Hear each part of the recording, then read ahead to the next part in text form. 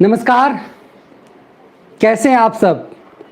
14 दिन और मतलब 13 तारीख से 17 तारीख तक। अब जो थर्ड लॉकडाउन है वो 17 मई तक बढ़ गया है। ऐसे में ये तय सी बात है कि आपको कुछ दिन और अपने ही घर में रहने होंगे। वैसे मैं जब सोशल मीडिया देख रहा था ट्विटर पे तो कुछ सो कॉल्ड एंटी नेशनल थूकलिगियों के समर्थक, पत्रकार, खैरातकार, इन सब में बेचैनी है कि एक तो कारण बताओ कि थर्ड फेज में लॉकडाउन बढ़ाने का। मतलब इन्हें कारण समझ में नहीं आ रहा कि क्यों लॉकडाउन को बढ़ाया गया। मतलब इन्हें कारण समझ में नहीं आ रहा। ये आरफा खानम से लेकर के ये पेट फुलाने वाले जितने हैं सबके सब परेशान हो गए कि थर्ड फेज क्यों, इसकी क्या जरूरत थी। मतलब इनके हिसाब से कल से ट्रेनें चलनी शुरू हो जानी चाहिए ताकि जो तबलीगियों ने जो नहीं किया, जो फेल हो गए तबलीगी करने में, उसे वो आसानी से कर देंगे। तो बेचैनी जो है ट्विटर पे मुझे कुछ ही देर में दिखनी शुरू हो गई कि आरफा खानम जैसे पत्रकार जिसने एएमयू में जाकर के कहा था कि बहुत सलीके से इस्लाम को पूरे देश में ले जाना है, मगर ऐसा सबको साथ लेकर के जाना, मतलब सबको, मतलब वामपंथियों को, लिबरलों को बुरा ना लगे, इस तरह से ले जाना है। खैर, इन सब कुतर्कियों, थूकलिगियों की चर्चा से हट करके आज जिस विषय पे मैं चर्चा कर रहा हूं वो फिर वही सब्जेक्ट है जो जस्टिस रंजन गोगोई ने कहा था। जस्टिस रंजन गोगोई ने कहा था कि कोर्ट फिक्सरों के गिरफ्त में है सुप्रीम कोर्ट, और 4 दिन के अंदर यह साबित हुआ कि कैसे कोर्ट फिक्सरों के गिरफ्त में है सुप्रीम कोर्ट। 4 दिन पहले प्रशांत भूषण, जिस प्रशांत भूषण को सबसे बड़ा कोर्ट फिक्सर कहा था जस्टिस गोगोई ने, और कई बार इनके लिए कई जजों ने यह बातें कही है, उसी प्रशांत भूषण ने वो अरविंद केजरीवाल का गिरोह का सदस्य रहा और जिसने कश्मीर को भारत से अलग कर देने की बात कही थी। आज 370 वहां खत्म हो गया, लेकिन वही प्रशांत भूषण है जिसकी पिटाई कुछ लोगों ने, वो बग्गा एंड कंपनी ने सुप्रीम कोर्ट के सामने कुटाई की थी प्रशांत भूषण की। अपने आप को बहुत बड़े वकील समझते हैं। तो प्रशांत भूषण को कई बार कोर्ट फिक्सर कहा गया। जस्टिस गोगोई ने भी संकेत दिए। जस्टिस गोगोई ने अभी तक तो कपिल सिब्बल को बेपर्द किया था। प्रशांत भूषण की बारी अभी आनी थी, लेकिन 4 दिन के अंदर सुप्रीम कोर्ट में क्या हुआ। सुप्रीम कोर्ट अभी जजों के घर से चल रहा है, मतलब वीडियो कॉन्फ्रेंसिंग के दौरान से जो बेहद गंभीर मसले हैं उसे लिए जा रहे हैं। तो क्या इस देश में गंभीर मसले वो हैं जो प्रशांत भूषण के खिलाफ जो एफआईआर हुई उसे रद्द कर दिया जाए। अभी 4 दिन पहले जब अर्नब गोस्वामी का मामला सुप्रीम कोर्ट पहुंचा था तो इसी प्रशांत भूषण ने कहा था कि क्यों पहुंचा सुप्रीम कोर्ट में और 1 दिन के अंदर राहत क्यों मिल गई। आज सुप्रीम कोर्ट में प्रशांत भूषण को राहत ऐसे मिली जो अकल्पनीय है। आपको आश्चर्य लगेगा, 28 तारीख को प्रशांत भूषण ने एक ट्वीट किया और बताया कि रामायण और महाभारत अफीम की तरह है। हम अब प्रशांत भूषण के ट्वीट को आपको पढ़ाएंगे। कहा कि रामायण और महाभारत अफीम की तरह है और इस देश की सरकार इस लॉकडाउन, बलपूर्वक लॉकडाउन कर रही है और इस लॉकडाउन में अफीम परोस रही है। मतलब जिस रामायण और महाभारत को भारत, जिस राम को भारत का आदर्श पुरुष माना जा रहा है, उस रामायण को प्रशांत भूषण ने कहा अफीम है। जिस गीता पर हाथ रख करके अदालतों में कसम खाई जाती है कि सच कहूंगा, सच कहूंगा, सच के अलावा कुछ भी नहीं कहूंगा, उस गीता को प्रशांत भूषण ने अफीम कहा, क्योंकि गीता तो महाभारत का ही हिस्सा है। सवाल यह है कि प्रशांत भूषण जैसे लोग ऐसा क्यों कहते हैं। और आपको मैं इंटरेस्टिंग चीज बताऊं कि 4 दिन पहले इसी सुप्रीम कोर्ट में एक मैटर आया था जिसमें प्रशांत भूषण ने सुप्रीम कोर्ट को केंद्र सरकार मोदी का बंधक बता दिया था और कहा था आपातकाल में भी सुप्रीम कोर्ट इस तरह से निरीह नहीं रही। वो भी ट्वीट मैं आपको सुनाऊंगा। वो ट्वीट प्रशांत भूषण ने 21 अप्रैल को किया था और 25 अप्रैल को सुप्रीम कोर्ट में जो मैटर आया था 25 अप्रैल को, उसमें सुप्रीम कोर्ट ने प्रशांत भूषण से कहा था कि आप ये बताइए कि आपको जब भारत की अदालतों पर भरोसा नहीं है तो हम आपको क्यों सुने। प्रशांत भूषण से कहा था सुप्रीम कोर्ट ने, जस्टिस गोगोई के ध्यानार्थ बात को ही देते हुए प्रशांत भूषण से सुप्रीम कोर्ट ने कहा कि आप जैसे लोग सुप्रीम कोर्ट पर ऐसी टिप्पणी इसलिए करते हैं, बहुत गौर से सुनिएगा, और यही मैं मेन पॉइंट कह रहा हूं। प्रशांत भूषण के लिए सुप्रीम कोर्ट ने 4 दिन पहले कहा था कि आप जैसे लोग सुप्रीम कोर्ट पर टिप्पणी इसलिए करते हैं ऐसे, ताकि आपको हमेशा राहत दे दी जाए, और आपको राहत ना मिले तो आप सुप्रीम कोर्ट को बदनाम कर दीजिए। मेन चीज देखिए, आज 4 दिन पहले सुप्रीम कोर्ट ने प्रशांत भूषण को कहा कि आप जैसे लोग सुप्रीम कोर्ट की अवमानना इसलिए करते हैं ताकि आप जैसे लोगों को हर मामले में सुप्रीम कोर्ट राहत दे दे, और यदि सुप्रीम कोर्ट आपको राहत नहीं देगी तो आप अदालत को बदनाम कर देंगे, न्यायपालिका को बदनाम कर देंगे। सुप्रीम कोर्ट ने जो यह टिप्पणी की है वो जस्टिस गोगोई की उसी बात को लेकर के है जो आम आदमी को पता नहीं है। हम जैसे अदालत कवर करने वाले लोगों ने लंबे समय देखा कि सुप्रीम कोर्ट में 8 से 10 लगभग 1 दर्जन वकीलों के गिरफ्त में सुप्रीम कोर्ट है। वही वकील इस कोर्ट से उस कोर्ट जाते हैं और प्रशांत भूषण जैसे लोग हर कोर्ट में नजर आते हैं। तो क्या सुप्रीम कोर्ट इन्हीं लोगों के गिरफ्त में है?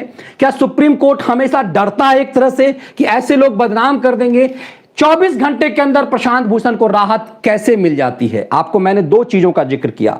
प्रशांत भूषण ने 21 तारीख से लेकर 28 तारीख के बीच 7 दिन में 2 ट्वीट्स किए हैं, और दोनों ट्वीट्स ऐसे हैं जो एक तरफ से कहा जाए एंटी नेशन, संविधान के विरोध के आदमी, जो भारत के संविधान के खिलाफ चलने वाला, भारत की सुप्रीम कोर्ट, भारत की न्यायपालिका, भारत की संसद की अवहेलना करने वाला व्यक्ति, जो भारत की संविधान को नहीं मानता, भारत के कानून को नहीं मानता, ऐसे व्यक्ति को सुप्रीम कोर्ट इतनी जल्दी राहत कैसे दे देता है? क्या आपको भी दे देगा? क्या हमें भी दे देगा? किसी आम भारतीय को दे देगा? क्या सुप्रीम कोर्ट के पास इतना वक्त, क्या हमारी सुप्रीम कोर्ट इतनी खाली पड़ी हुई है? इतना वक्त है सुप्रीम कोर्ट के पास कि प्रशांत भूषण जैसे लोगों को खिलाफ गुजरात के किसी राजकोट में के एक इलाके में एफआईआर एक होती है, और उस एफआईआर के बाद प्रशांत भूषण की गिरफ्तारी ना हो जाए, इसीलिए 24 घंटे से भी कम समय में सुप्रीम कोर्ट उस मामले को लेता है। ना सिर्फ रजिस्ट्री उसको स्वीकार करता है, बल्कि उस पर सुनवाई भी होती है और राहत भी मिल जाती है। ऐसा कभी नहीं होता। आप साधारण आदमी के लिए सुप्रीम कोर्ट पहुंचना लगभग असंभव है। आमतौर पे सुप्रीम कोर्ट सामान्य लोग अपने मैटर लेकर के, मैक्सिमम जो मैटर हैं वो हाई कोर्ट तक निपट जाते हैं। लोग हिम्मत नहीं कर पाते सुप्रीम कोर्ट, मिडिल फैमिली के लोग सुप्रीम कोर्ट पहुंचने की हिम्मत नहीं कर पाते। आप वकील अफोर्ड ही नहीं कर सकते सुप्रीम कोर्ट के वकील को सामान्यतः, जब तक आप किसी एनजीओ के माध्यम से और किसी कोई वकील आपके केस को यूं ही नहीं ले ले, ये बहुत मुश्किल होता है। आप इसीलिए देखेंगे कि बहुत कम ऐसे केस होते हैं जो सुप्रीम कोर्ट में पहुंचते हैं। लेकिन प्रशांत भूषण जैसे लोगों के खिलाफ यदि एफआईआर हो गया, तो प्रशांत भूषण जैसे लोगों की गिरफ्तारी ना हो जाए, सुप्रीम कोर्ट में आनन फानन में यह मैटर जाता है, और रजिस्ट्री में जाने के बाद सुप्रीम कोर्ट इसे सुन भी लेता है। और इंटरेस्टिंग बात यह है कि उस पर ऑर्डर भी जारी कर देता है गुजरात सरकार को, गुजरात पुलिस को, कि आप प्रशांत भूषण को गिरफ्तार नहीं कर सकते, और नोटिस जारी करके सुप्रीम कोर्ट कहता है कि यह बताया जाए कि आखिर प्रशांत भूषण के खिलाफ एफआईआर क्यों हुई। इंटरेस्टिंग, प्रशांत भूषण के खिलाफ एफआईआर करने की हिम्मत कैसे हो गई, यह सुप्रीम कोर्ट ने पूछा है गुजरात सरकार से, और गुजरात सरकार को यह जवाब देना है 3 हफ्ते के अंदर, 2 हफ्ते के अंदर। 2 हफ्ते के अंदर गुजरात पुलिस को इस बात का जवाब देना है कि उसने प्रशांत भूषण के खिलाफ एफआईआर क्यों कर दी। प्रशांत भूषण कोर्ट फिक्स करते हैं, इतने बड़े लॉयर हैं, कैसे? जस्टिस गोगोई जैसे लोगों की इसीलिए जरूरत है संसद में, ताकि ऐसा कानून हो। और संसद में चूंकि अब वो आए हैं और उन्होंने ये भरोसा दिलाया है कि कोर्ट फिक्सरों की बात हम संसद में रखेंगे। और मैंने आपको पीछे कई बार कहा था कि जस्टिस गोगोई यदि राज्यसभा के मेंबर बने हैं, तो मैं आपको भरोसे के साथ कहता हूं कि जस्टिस गोगोई भारत के चीफ जस्टिस रहे हैं। एक संसद का सदस्य होना उनके लिए उस गरिमा से बड़ा नहीं है। वो किसी आयोग, यदि सरकार के साथ उनकी ऐसी सेटिंग थी तो किसी आयोग के अध्यक्ष बन सकते थे, मानवाधिकार आयोग के अध्यक्ष सुप्रीम कोर्ट के रिटायर्ड जजेस बनते हैं और बहुत आसानी से बन सकते थे। किसी स्टेट के राज्यपाल बन सकते थे। महामहिम का पद ज्यादा सम्मानजनक होता है और ज्यादा संवैधानिक होता है एक सामान्य सांसद की अपेक्षा। राज्यपाल के पास यूं ही कोई रिपोर्टर नहीं पहुंच जाएगा, लेकिन एक सांसद के पास वो जनप्रतिनिधि की तरह होगा तो उसके पास कोई भी रिपोर्टर कैमरे लेकर पहुंच जाएगा और किसी भी ढंग से कोई भी सवाल कर सकता है। जब वो सुप्रीम कोर्ट के जज थे या चीफ जस्टिस ऑफ इंडिया थे, उनके पास कोई रिपोर्टर फटक नहीं सकता था। तो एक तरह से सहज उपलब्ध हो गए और जस्टिस गोगोई की मुश्किलें बढ़ गई है। तो जस्टिस गोगोई ने अपनी मुश्किलें क्यों बढ़ाई है? इसीलिए मैं बार बार आपसे कहता हूं कि ईश्वर करे लॉकडाउन जल्द खत्म हो और हमारी संसद की कार्रवाई शुरू हो। मैं आपको भरोसे के साथ कहता हूं कि जस्टिस गोगोई जब बोलने उतरेंगे एक सांसद के रूप में, तो निश्चित रूप से इन कोर्ट फिक्सरों की कलई खुलेगी। और कोई सामान्य सांसद यदि कोर्ट फिक्सरों की कलई खोलता तो उसमें दम नहीं होता।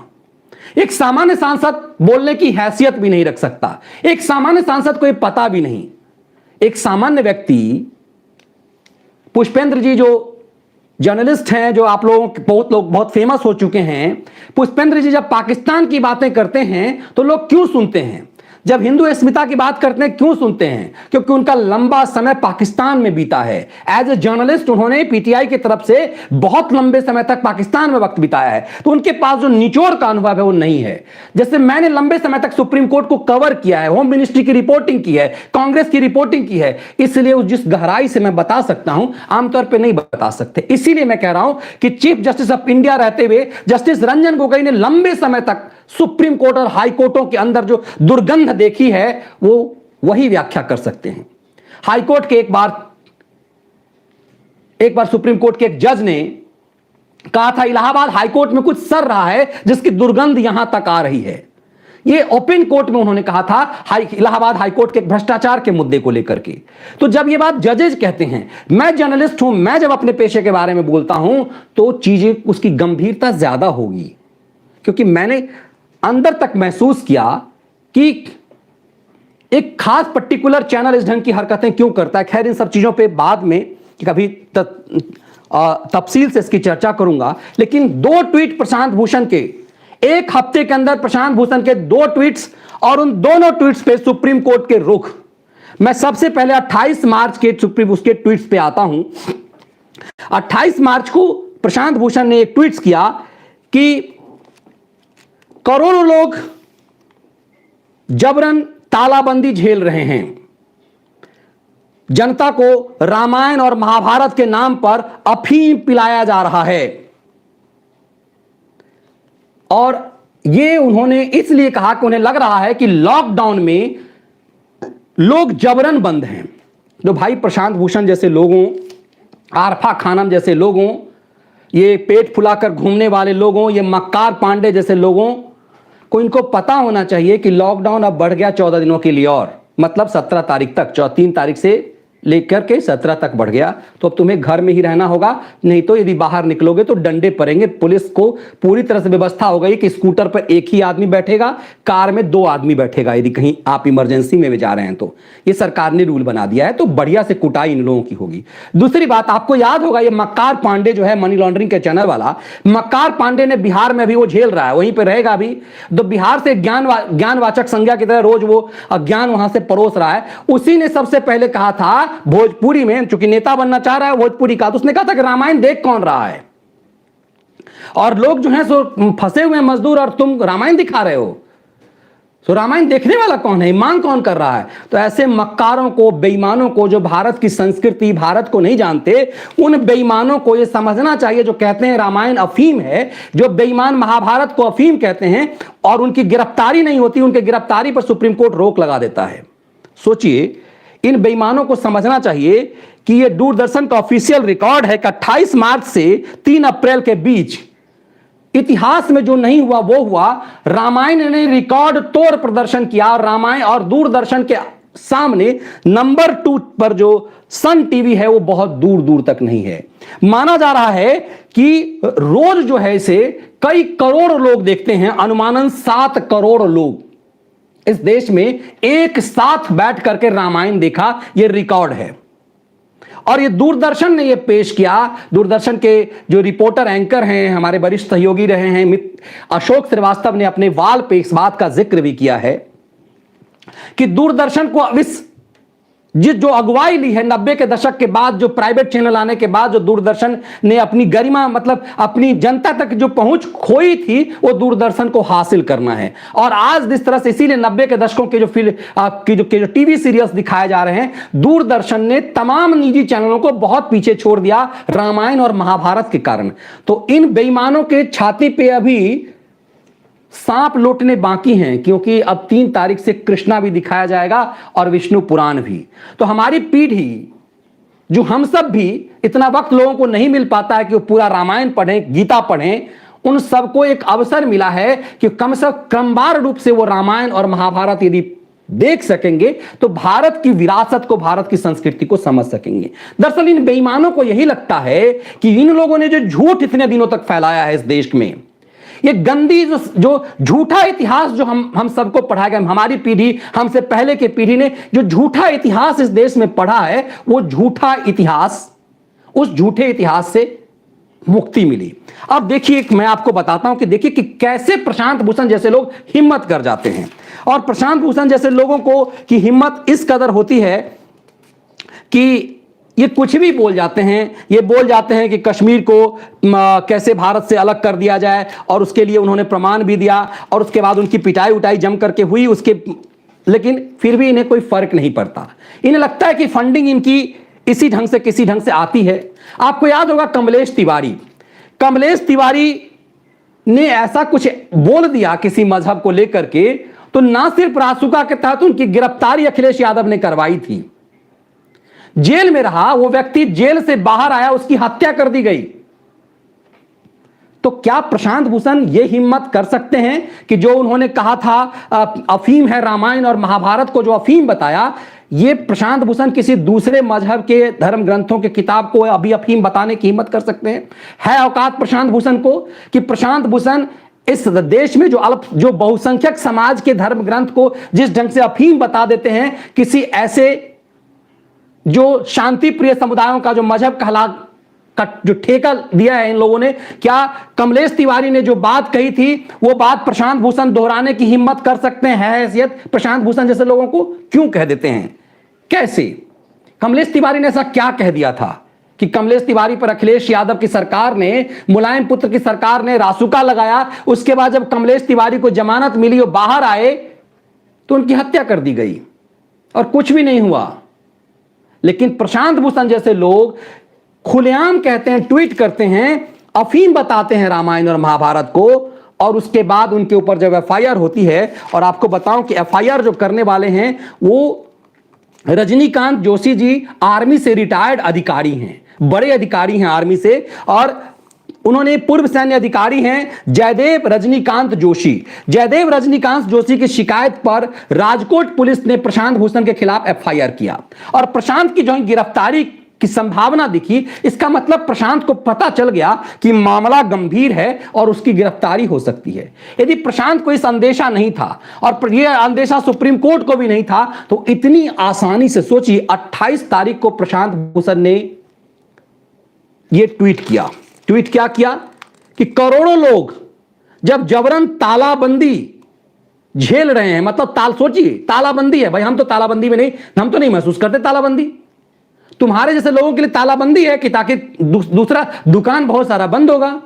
तो इन जैसे लोगों को, ये मक्कार पांडे, ये पेट फुलाकर घूमने वाला वो उसी चैनल का जो था आजकल द वायर में नौकरी कर रहा था, वहां भी पेट नहीं भरा था, यूट्यूब चला रहा है अपना भारत विरोधी धंधे में लिप्त में, वो पेट फुलाकर खाने वाला अपना द वायर में काम कर रहा था, वहां भी पेट नहीं भरा, तो अब बुढ़ापे में इन लोगों का पेट कभी नहीं भर सकता, जब तक देश के खिलाफ साजिश नहीं करें इन लोगों का पेट नहीं भर सकता।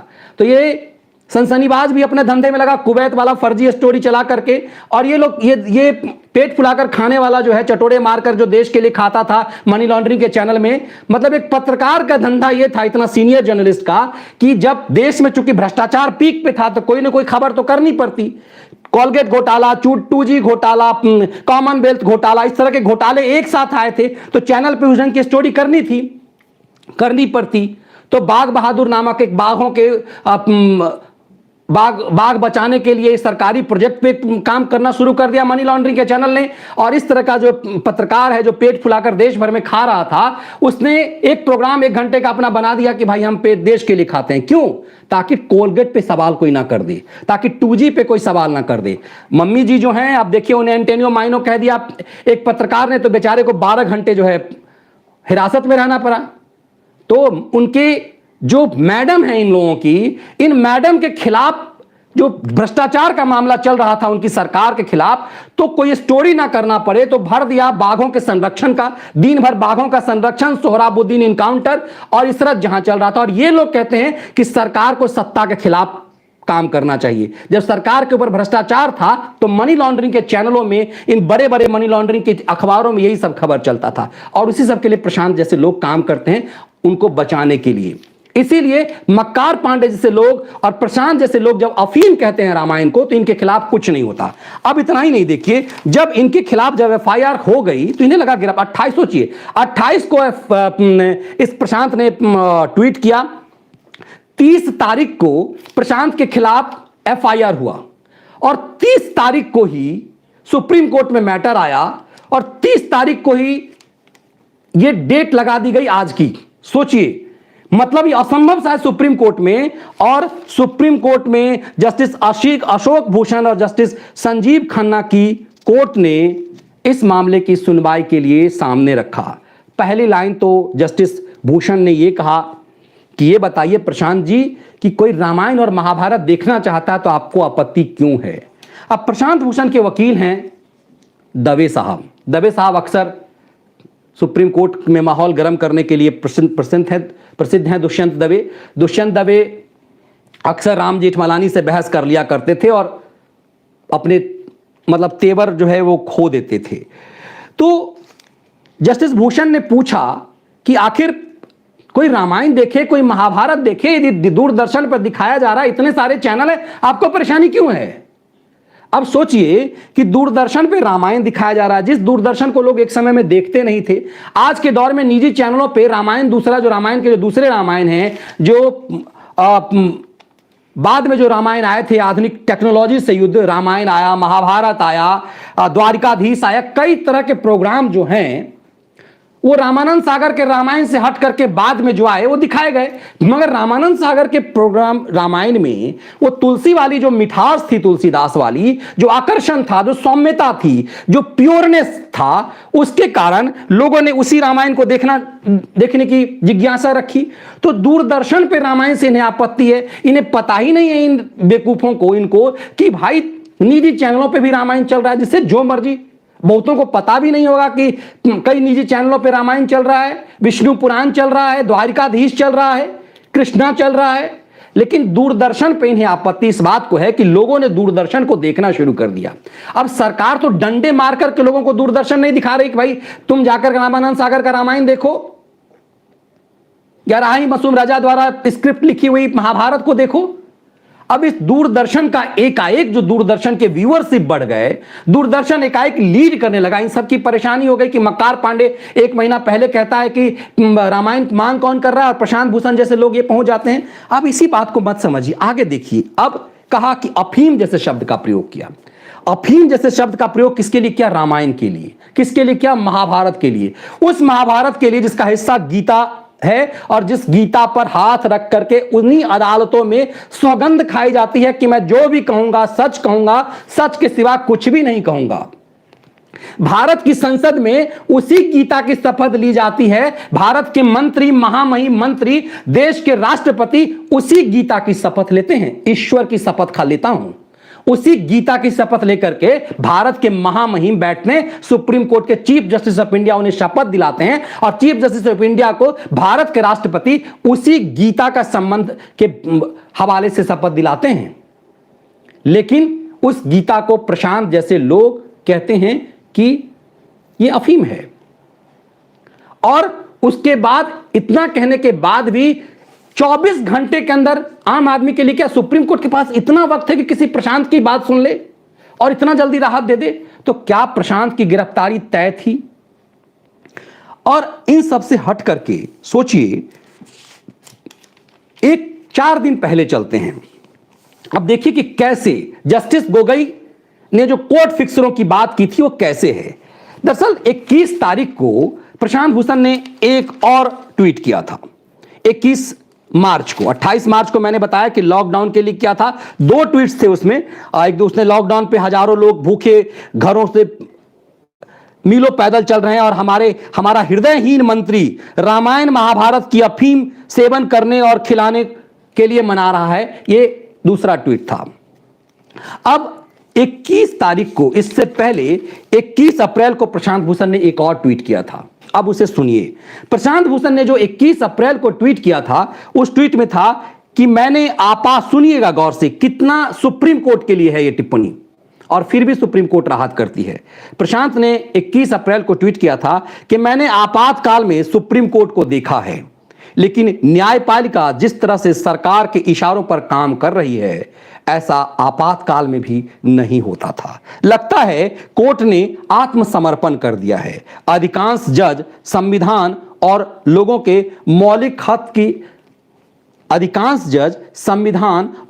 के मौलिक हक की शपथ भूल गए।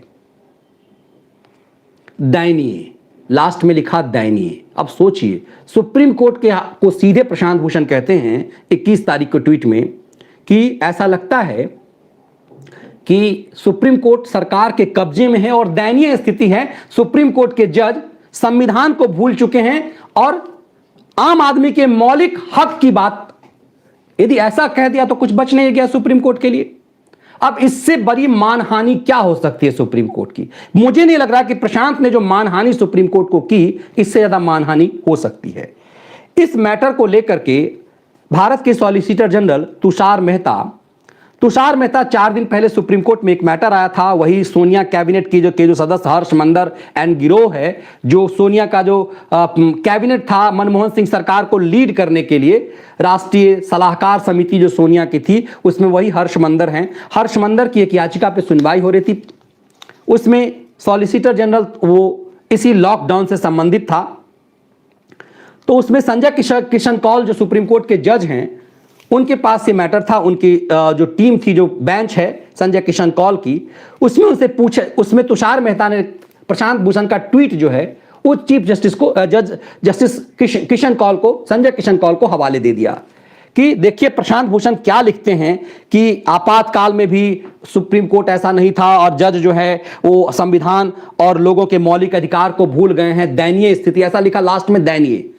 सुप्रीम कोर्ट ने प्रशांत भूषण की उस ट्वीट को पढ़ा और कहा, सुप्रीम कोर्ट ने कहा कि जब आपका भरोसा ही नहीं है हम पर, तो आप हमसे रिलीफ मांगने क्यों आ जाते हैं? अब देखिए, जब तुम्हें सुप्रीम कोर्ट पे भरोसा नहीं है तो एफआईआर के खिलाफ क्यों आ गए? कि एक सप्ताह पहले मात्र एक हफ्ते पहले सुप्रीम कोर्ट के लिए इस ढंग से लिखा और उसी सुप्रीम कोर्ट के पास चले गए, जब आपको भरोसा ही नहीं है सुप्रीम कोर्ट पे। और क्या सुप्रीम कोर्ट की ऐसी अवमानना, ऐसी मानहानि यदि कोई दूसरा व्यक्ति करता तो सुप्रीम कोर्ट छोड़ देता, जो प्रशांत भूषण ने किया।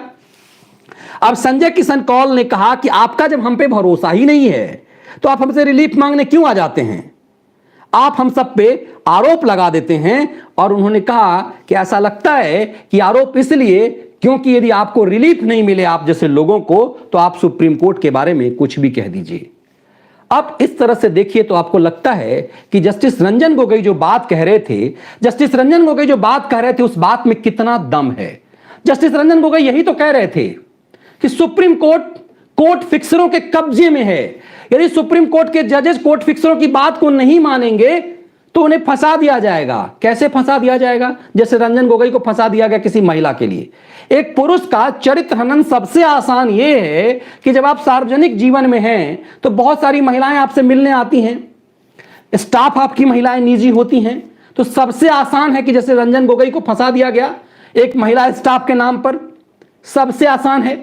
जस्टिस रंजन गोगोई को क्यों फंसा दिया गया?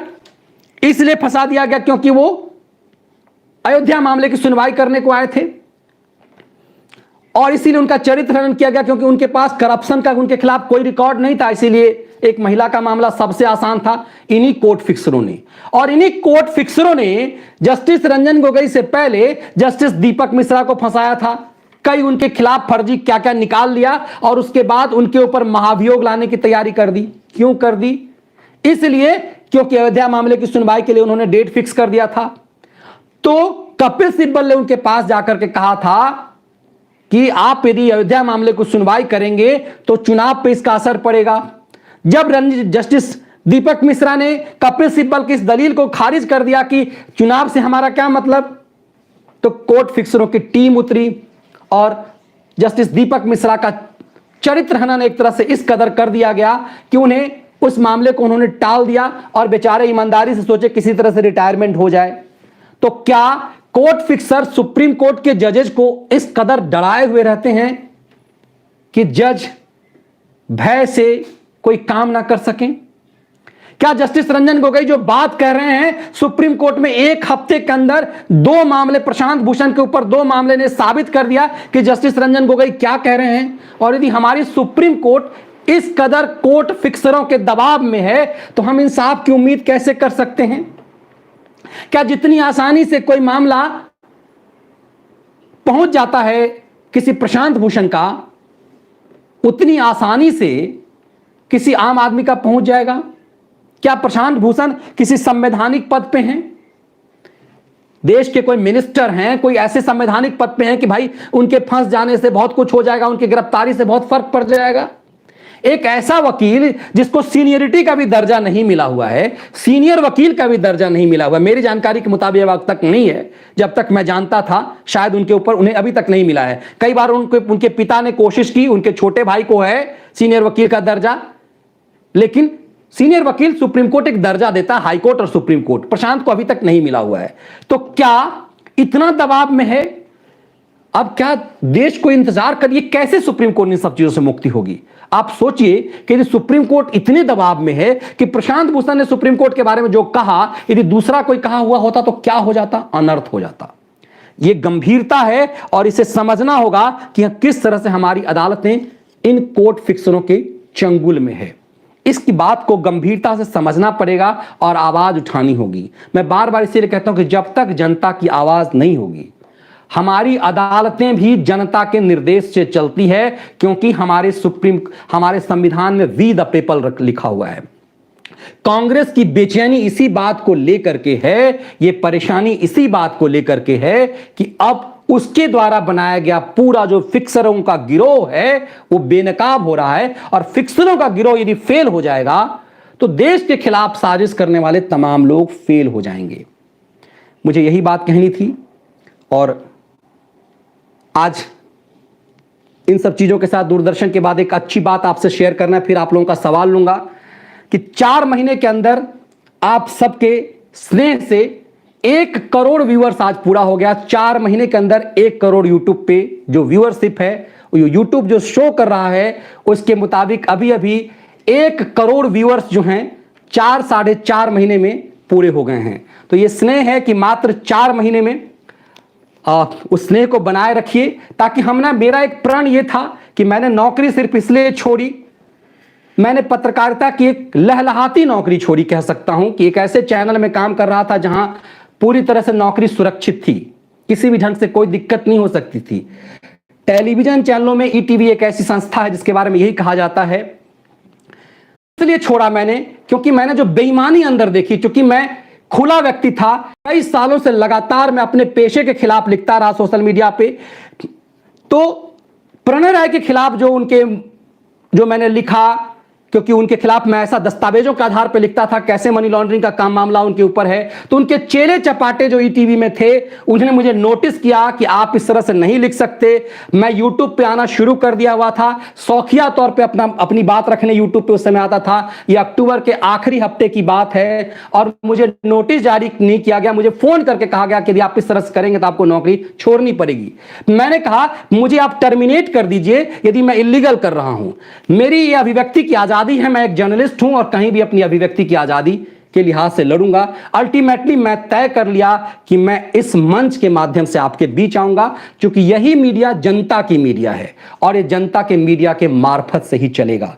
तो आप लोगों का सहयोग जारी रहना चाहिए और इसीलिए मैंने पीछे भी कहा कि बीच में कि बहुत सारे लोग जो नए सब्सक्राइबर हुए हैं लगभग 80,000 के आसपास, तो जो एक मंथली सब्सक्रिप्शन की हमने एक बात कही थी कि जो भी लोग सक्षम हैं वो इस स्वतंत्र पत्रकारिता के हित में एक छोटा अंशदान मंथली करें।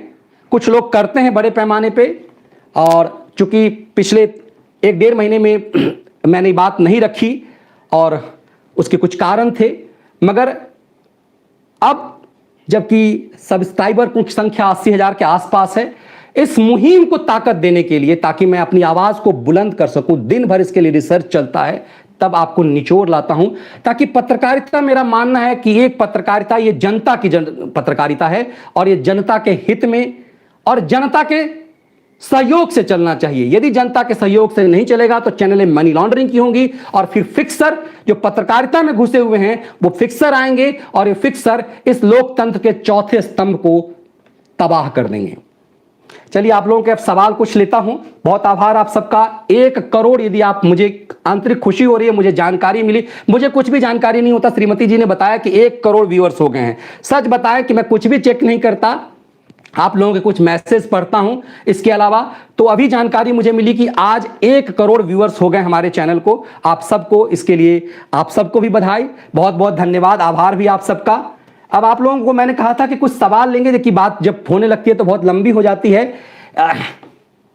1 करोड़ का मतलब अवस्थी साहब ये है कि व्यूअर्स, जो व्यूज हैं, 1 करोड़ लोगों ने 4 महीने के अंदर देखा है इस चैनल को। 4 महीने जब से बना है ये, 1 करोड़ लोगों ने देखा, मतलब व्यूज सिर्फ हर वीडियो का टोटल मिलाकर के 1 करोड़ व्यूज, संख्या बल के आधार पे नहीं कह सकता इसको, लेकिन व्यूज मारा गया। आप लोगों ने 1 करोड़ बार हिट मारा इस चैनल को। ये 4 महीने में मुझे लगता है ठीक ठाक है, जितना मेहनत मैं कर रहा हूं। बहुत आभार आप सबका। अभिनंदन मनीष जी कह रहे हैं, गणेश जी बहुत धन्यवाद आपका, निशांत कुमार जी, चलिए आप सबका आभार। आप लोगों के कुछ सवाल यदि हो, मैंने कहा था कि आप सवाल तैयार करके रखिए फटाफट, यदि आपके सवाल कुछ ऐसे। महाराष्ट्र में भाजपा, गोपाल अग्रवाल जी बहुत बहुत धन्यवाद आपका, है कि गद्दारों के खिलाफ अच्छा काम कर रहे हैं, बहुत धन्यवाद सुपर चैट के लिए आपका।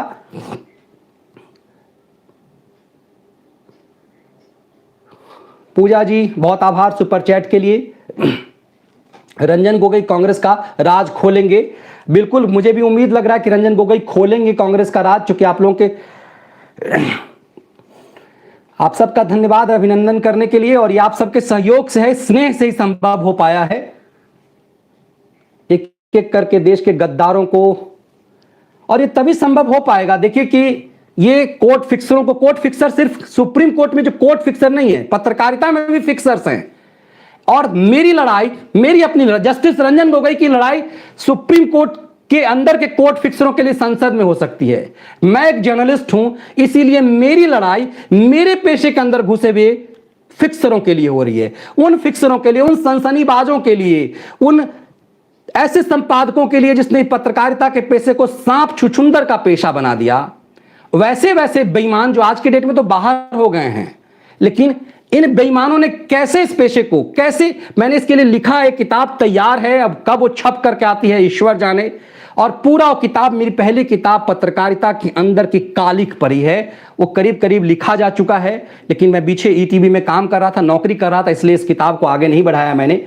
मोदी जी उद्धव को बेइज्जत होने से क्यों बचाया? ओम प्रकाश जी, मोदी जी बचाया क्यों? मेरा अपना हो सकता है कि मुझे ये लगता है कि कई बार जो व्यक्ति उस पद पे होता है तो मुश्किलें कुछ ज्यादा होती हैं। अभी यदि उद्धव को महाराष्ट्र में भी स्थिति अभी संविधान से अलग हो जाती, मतलब कुछ ऐसी स्थिति हो जाती, कोरोना भी सबसे ज्यादा प्रभावित महाराष्ट्र के लिए है, मुझे लगता है कि इस समय पॉलिटिक्स करने की बहुत जरूरत नहीं थी, ऐसा मैं सोचता हूं। हो सकता है मैं गलत हूं, कि नरेंद्र मोदी ने जो किया वो गलत किया, हो सकता है महामानव बनना चाह रहे हैं, और कई लोग ये भी कह सकते हैं कि नोबेल प्राइज लेने के कर रहे होंगे, बहुत सारी चीजें हैं ऐसी।